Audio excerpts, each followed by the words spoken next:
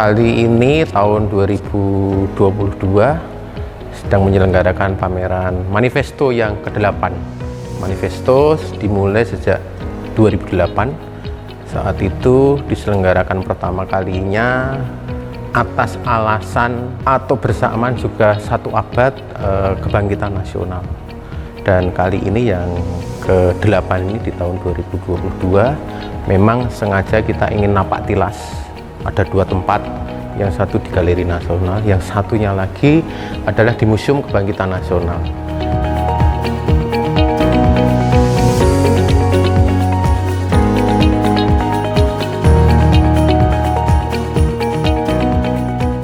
Sampai tahun 2022 ini sudah yang ke-8 kalinya. Di situasi tahun 2022 yang masih dalam proses dari pandemi menuju transisi era peradaban yang baru, tentunya kita punya cara untuk menyajikan kepada publik. Salah satunya adalah daring. Namun demikian, meskipun tahun sebelumnya, tahun 2021, kita hanya bisa menyelenggarakan secara daring, kali ini atas keinginan kita semua, para perupa dan juga para pengelola kebudayaan khususnya seni rupa, ingin kita tampilkan secara luring dan daring. Dan sekali lagi, karena kita ingin menapaktilasi kebangkitan nasional, kali ini kita libatkan satu tempat yang sangat bersejarah, yaitu Museum Kebangkitan Nasional.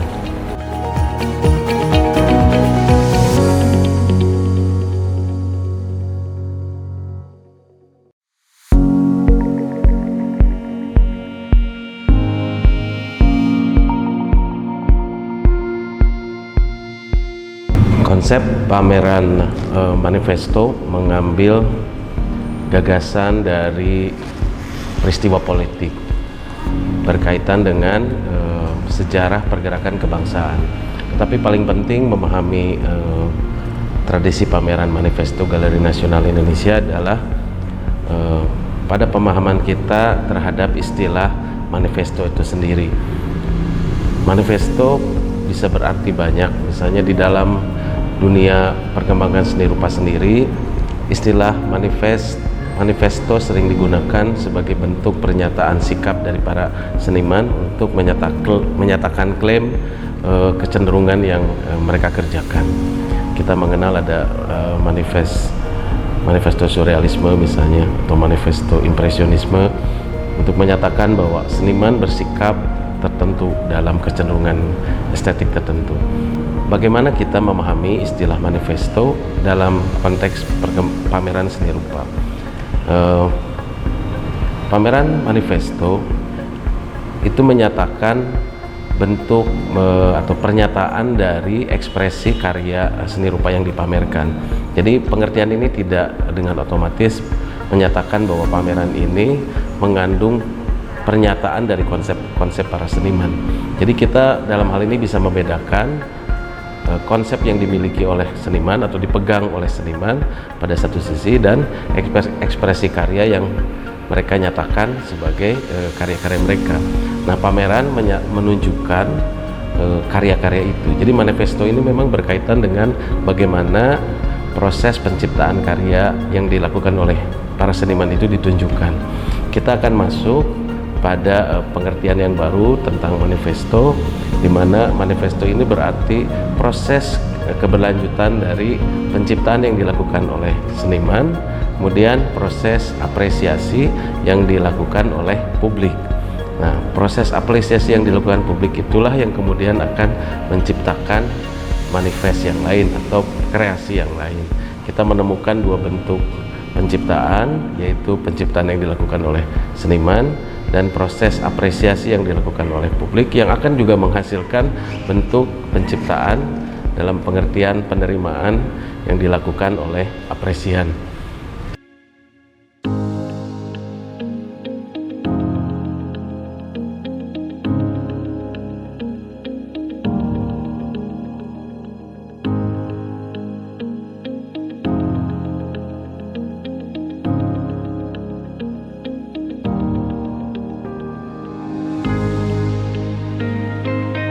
pameran Manifesto ke-8 pada tahun 2022 yang digelarkan oleh Galeri Nasional tahun ini berbeda dengan pameran Manifesto sebelumnya, karena dalam hal ini kita mencoba menerapkan konsep partisipatoris, yaitu calon peserta kita libatkan untuk memberi tanggapan maupun masukan terhadap perkembangan seni rupa kontemporer yang terjadi pada saat ini.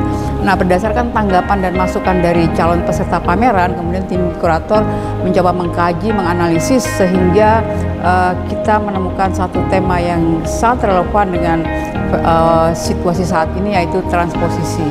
Ya, transposisi dalam konteks ini adalah bagaimana kita melihat bahwa seorang seniman ketika dia berkarya itu tidak bisa dilepaskan dari pengalaman maupun experience karya-karya yang sebelumnya dibuat. Nah, bagaimana seorang seniman akan melangkah ke karya kedepannya, berikutnya itu kita membaca ada satu fenomena yang disebut dengan fenomena transposisi. Jadi tentunya dalam hal ini adalah menuju karya-karya yang jauh lebih baik dari seniman-seniman yang kita pilih pada Manifesto kali ini.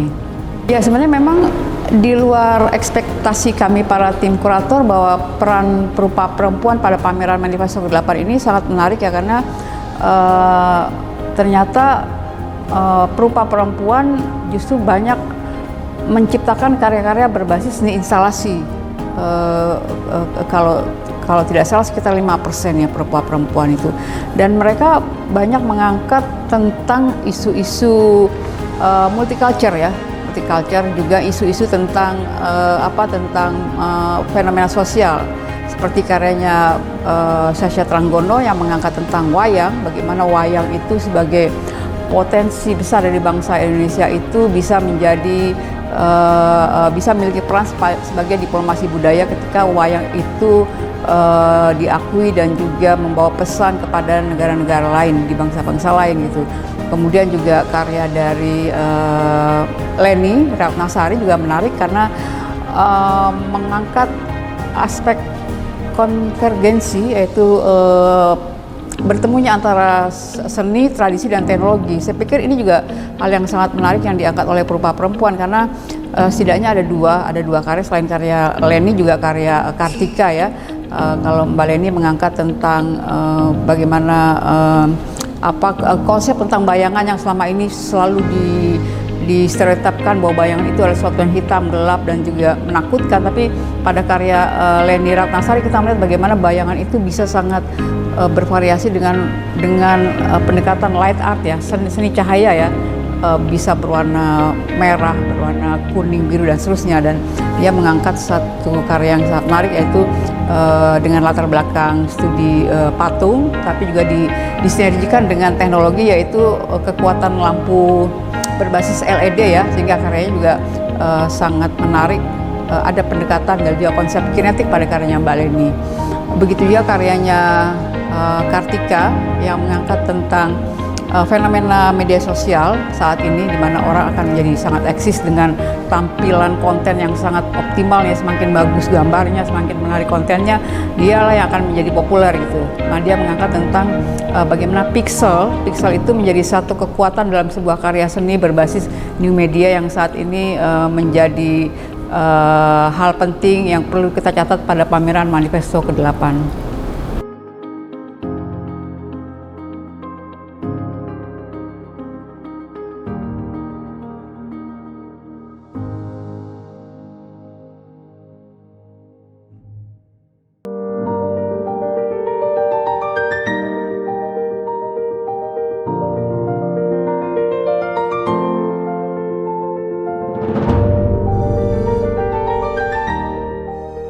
Kalau ada pertanyaan senimu untuk apa hari ini, menurut saya fungsi yang tidak pernah bisa ditawar-tawar lagi, yang harus melekat pada setiap seniman dengan cara masing-masing pilihannya adalah ihwal pertautannya dengan problem-problem kebangsaan.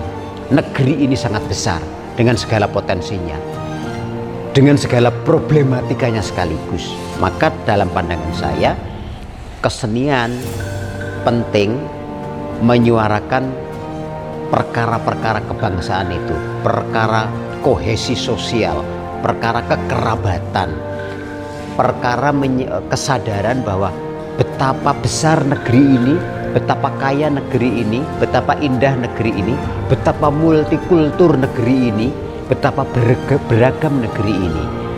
Kesenian dengan seniman dan kesenian dengan caranya masing-masing, bentuk seni oleh para seniman dengan caranya masing-masing, penting menyuarakan itu. Untuk apa? Ya untuk kemudian menyadari bahwa kita menjadi bagian dari problem-problem kebangsaan dan keindonesiaan itu. Karya Nita Asar menurut saya salah satu contoh bagaimana suara kebangsaan keindonesiaan itu diungkap dan diangkat dan diwujudkan dengan segala metafor-metafor pilihannya. Seni memiliki fungsi untuk merekatkan kekerabatan, untuk menumbuhkan kebangsaan keindonesiaan dan merayakan dengan sukacita perbedaan keragaman itu. Saya kira itu yang kami tangkap dari pameran yang menarik ini.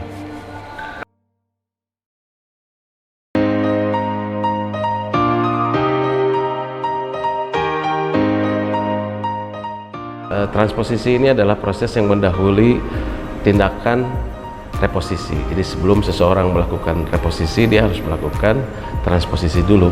Jadi transposisi adalah kesadaran untuk melakukan penelusuran tentang posisi yang dipahami seseorang pada saat tertentu dan kemudian bersiap untuk menemukan posisi yang baru di saat kemudian, sehingga pengertian transposisi ini berarti sebuah kondisi kesementaraan dari sebuah posisi. Itu adalah gagasan yang kami simpulkan dari kurator dan kemudian kita gunakan sebagai tema dari pameran ini. Sebagai lembaga kebudayaan negara, Galeri Nasional tentunya memang harus tetap menjadi barometer peradaban bangsa, khususnya bangsa Indonesia. Jadi salah satu indikatornya adalah penyelenggaraan pameran, dan salah satunya lebih spesifik lagi yaitu penyelenggaraan pameran manifesto yang memang rutin diselenggarakan tiap 2 tahun sekali. Dan kami tim kurator tentunya berharap manifesto ini masih bisa menjadi salah satu indikator dari perkembangan seni rupa kontemporer Indonesia yang bukan hanya digagas oleh tim kurator, tapi gagasan juga tema-tema wacana itu juga lahir dari seniman. Jadi sekali lagi yang pada awal tadi saya sampaikan, ada unsur partisipatoris dari seniman untuk bersama-sama melakukan diskusi analisis dan juga diskurs analisis bagaimana melihat dan juga menghadirkan karya-karya berbasis spirit kontemporer di Indonesia ini. Harapan saya pribadi ingin menekankan bahwa kesenian mengembalikan kesadaran tentang manusia dan kemanusiaan. Bagaimana merayakan keragaman, bagaimana menghargai manusia dan kemanusiaan melalui manifesto para seniman, melalui karya-karya para seniman, dengan caranya, dengan pendekatannya, dengan wujud akhir yang mereka anggap mewakili pikiran-pikirannya. Sekali lagi, merayakan manusia dan kemanusiaan menjadi nilai terpenting dari tindakan kesenian apapun. Itu harapan kami.